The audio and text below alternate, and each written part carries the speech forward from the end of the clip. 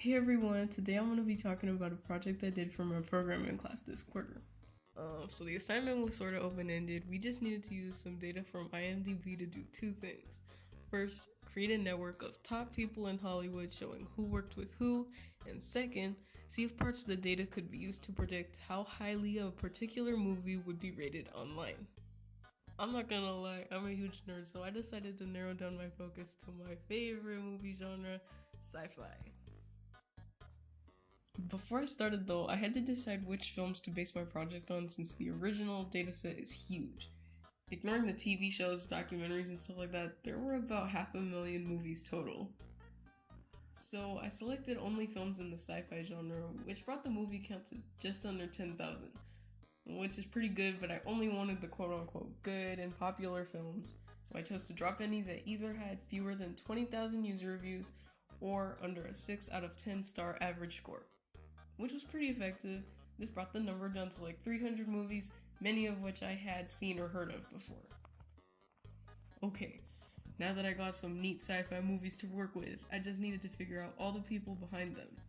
I wanted to make a network of the top directors, writers, actors, and other artists who had worked together on the majority of these movies. One of the IMDb datasets gives the top 10 billed cast members for each movie, so I used this to make something called an adjacency matrix, which is basically a ton of rows and columns representing each cast member filled with zeros and ones. These numbers get positioned in a way that describes everyone's relationships with the other people. For example, if you see a 0 at position A, B, it means that person A never worked with person B on a movie, but a 1 at A, C means person A worked with person C before, and vice versa. This is a simple example, but there turned out to be over 2,000 people that worked on these films, so it was a pretty big matrix. But this could be narrowed down to include only, say, the top 50 people with the most number of connections. To find out who they were, I ran the matrix through the PageRank algorithm, which, fun fact, is what Google invented to order the websites in your search results. Anyhow, PageRank returned rankings for all the cast members, so I knew who to include in my final network. The results are pretty interesting. It's cool that some Marvel people showed up together in their own little corner, and like I guess Steven Spielberg was the highest ranking person, but people like George Lucas or Christopher Nolan didn't make it, which I hadn't expected. To be honest, this was more of a quantity over quality network, which is why this guy's here. For the last part of my project, I got to explore some other features of the data. When I plotted user reviews of the 300 sci-fi movies, I found that the majority of them were in the 6 to 7 star range. So let's call that an average score. Anything that scored above 7 stars could be considered great.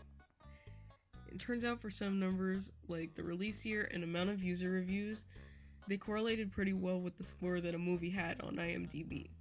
So using this type of information, along with the PageRank scores of its cast members from earlier, I wanted to see if a movie could be classified as either average or great with some basic machine learning. The type of model or program I used to do this is what's called a support vector machine classifier, which is a mouthful, but essentially I just showed the model what the numbers looked like for a bunch of the average and great movies, and then I asked it to find the differences between the two groups of data. After it did its best to draw the line between the average and great movies, I gave it some movies it hadn't seen before to guess which group each was in.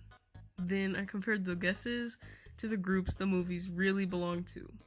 I repeated this like 1,000 times to see how accurate the guesses were. I also tried varying factors like increasing the number of groups or changing which numbers the model was given. For example, strictly release year and rating count without any cast ranking info.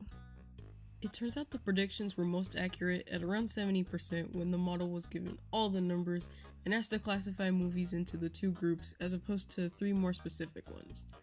For reference, it would have averaged about 50% if it was just guessing randomly.